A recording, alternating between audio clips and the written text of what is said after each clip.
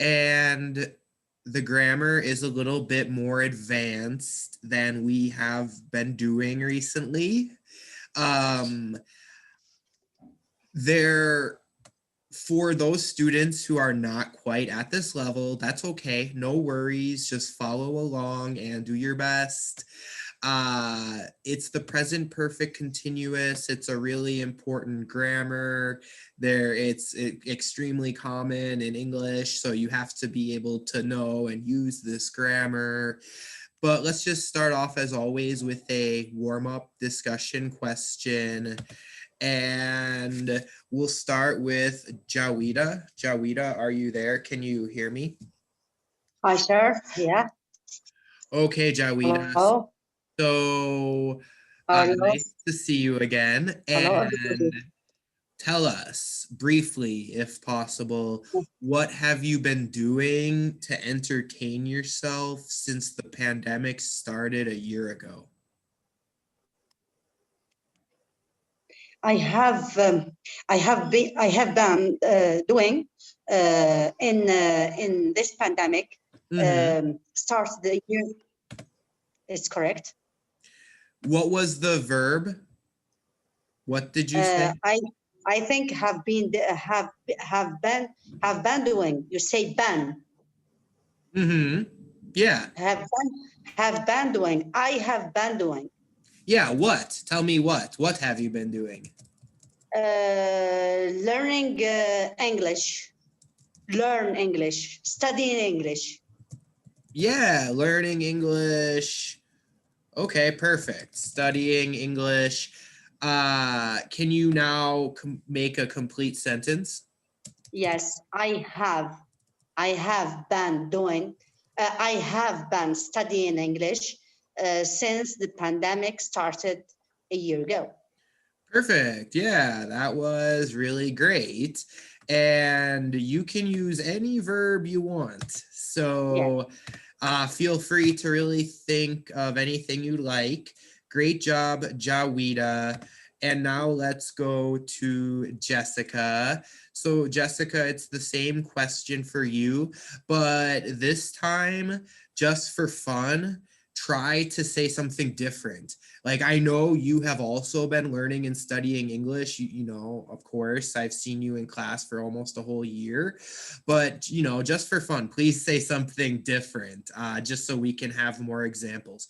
Okay, Jessica, so what have you been doing to entertain yourself since the pandemic started a year ago? Okay, teacher. I hired Netflix and I had been watching series and movies on weekends. Okay. So Jessica has been watching series and movies on Netflix. Perfect. What verb did you use? Did you, in the beginning, did you say I hired? Yeah, I hired. Good. That's a great verb, but to hire is only when a business or a company employs a person. That is called hiring them. So after the job interview, if a business, for example, says, okay, we want you to work for us, then that is the verb to hire. But that's only for a company or a business when they get a new employee. So the best verb to use would just be like purchased or bought or even got. Most Americans or British people would just say, I got Netflix. Okay, teacher, Okay, thank you. Great job. Can you try to say the entire thing again one more time with all those changes? Okay. I purchased Netflix and I had been watching series and movies on weekends. Perfect. Wow. Great job. Very, very good. Fantastic. So, okay, now let's go to Hawo. Hawo, can you hear me? Yes, I can hear you. I hope you are doing well, all of you. Thank you, Hawo, and we hope that you are doing well too. So can you now think of something else that nobody else has said? So Hawa, what have you been doing to entertain yourself since the pandemic started a year ago? I have been playing online games with my friends. Yeah. And please finish the sentence. With my friends, I have been playing online games with my friends since the pandemic started. Nice. Fantastic, Hawo. That's great. The grammar was perfect, and you also chose a new verb. Good. Great example. This is a very good example because I can demonstrate for the class, Adit. So thank you for using this. So there's two ways in English to express that you're caring for something. Like you can say caring for or taking care of. So it means the same thing. One is a phrase. Take care of is a very, very common expression in English. It means the same thing as caring for. The only difference is the preposition that follows it. So it's either caring for or taking care of, but you can't switch the prepositions. It has to be this exact way.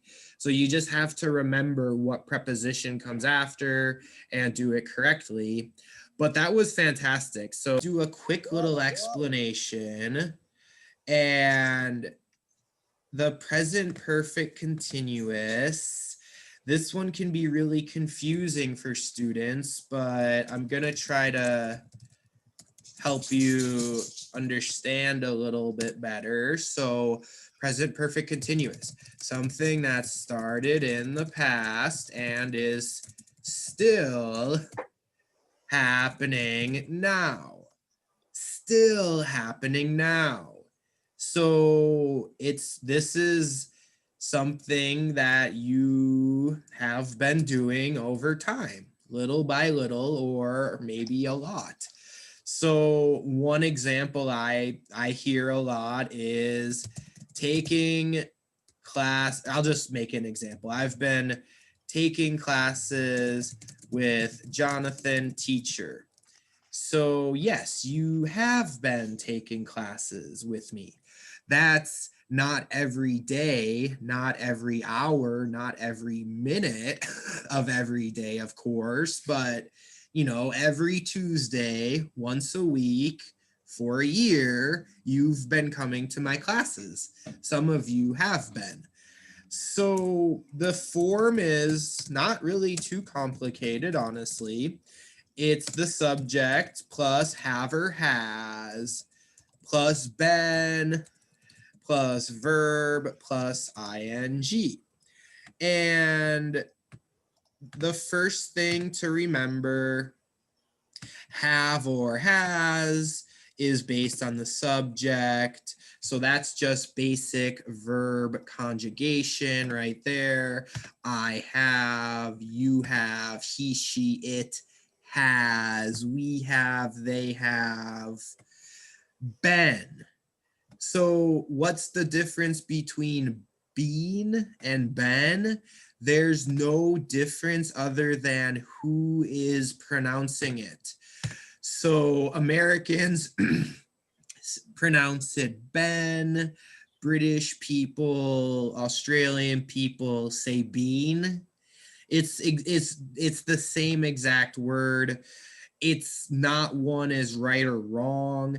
I say Ben because all Americans say Ben.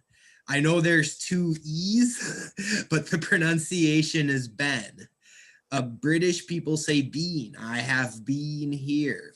It's just, that's the difference between American English pronunciation and British English pronunciation. So one really important thing to understand is that this is still happening now. Like you are still currently doing these things, whether it's working out or cooking or working or caring for your dogs, you're still doing it right now up until this present moment.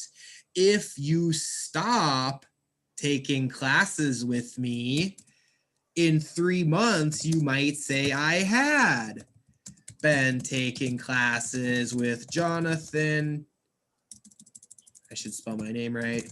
With Jonathan teacher, but I stopped 2 months ago.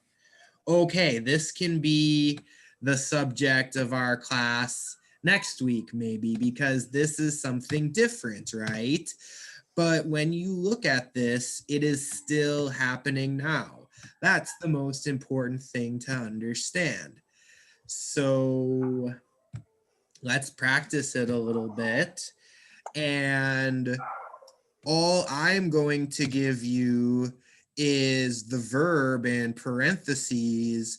You should change the verb to make a present perfect continuous sentence. And let's start with, we'll start with you, Eric, because you're new. And I'll put you on the spot. But don't worry, don't be nervous. It's okay if you make a mistake. Everybody makes mistakes. So this one is going to be, though, like a challenge because we're going to do the verb in the negative. So the verb is study. We're going to make it a negative sentence, not study. So please read number 1 and change it to the present perfect. I'll leave the form at the top of the screen for you so you can consult it if you need to, but just try your best. Try to tell us what the correct answer should be. Okay, so the conjugate would be I haven't studying a lot recently. Good. Just missing one word. Don't forget the word in orange. Yeah, I haven't been studying a lot recently. I've been too busy. Yes, good. I haven't been studying a lot recently. I've been too busy.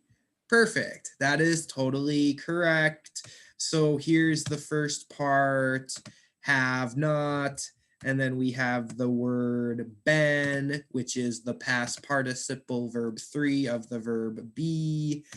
And then we have the verb plus ing. Wow, phenomenal. That was great. I haven't been studying a lot recently. I've been too busy. Okay, nice.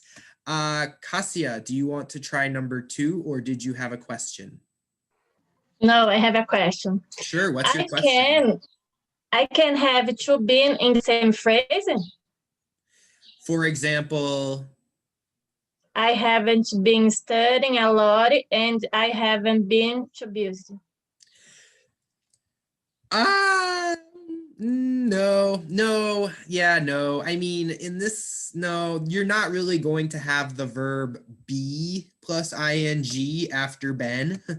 I haven't been being, I mean, I guess you could, like, haven't been being, but no, usually the verb be will not come after in this grammar.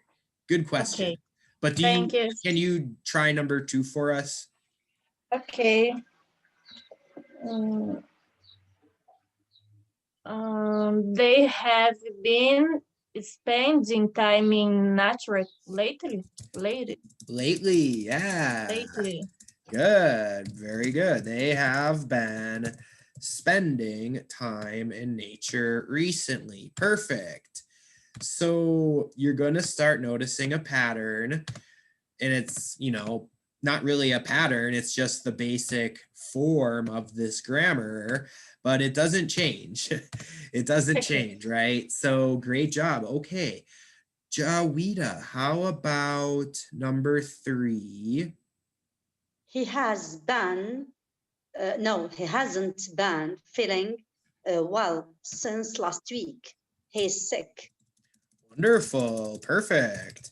He hasn't been feeling well since last week. He's sick. Yes, exactly. So, of course, you can also do non-action verbs, right? Feeling is a non-action verb. It's like a condition. But yeah, you can also do verbs like feel in this grammar. I have not been feeling well lately. He hasn't been feeling well since last week. He's sick. Great job, Jawida. How about on Andres? Would you like to try number 4, please? Sure. Okay. We have been working out every Tuesday and Thursday for the last 6 months. Yeah, perfect. Again, we've been working out every Tuesday and Thursday for the last 6 months. That sentence was, again, perfect. I don't have anything to correct. Just a reminder that, of course, phrasal verbs are verbs. So, of course, your phrasal verb can be used plus ing. That's always the case. Phrasal verbs are the same as other verbs. So they always follow the rules of other verbs. Great, wonderful. And how about, okay, Danny, number 5, please. Can you please try this one?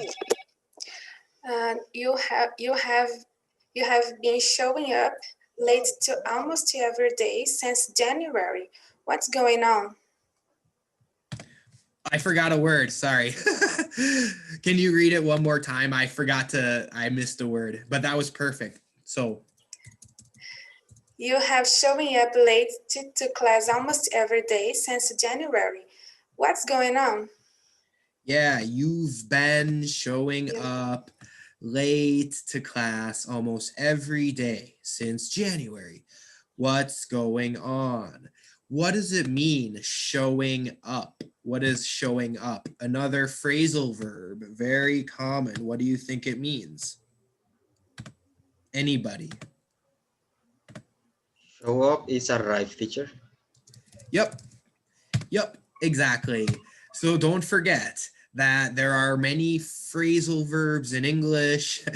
Oftentimes they mean the same thing as a very basic or simple verb in English. And phrasal verbs are extremely common in English, more common than regular verbs oftentimes. And of course, you need to change the verb just like any other verb. You have to add ing. So that is amazing. Wow. Nobody made any mistakes with the grammar.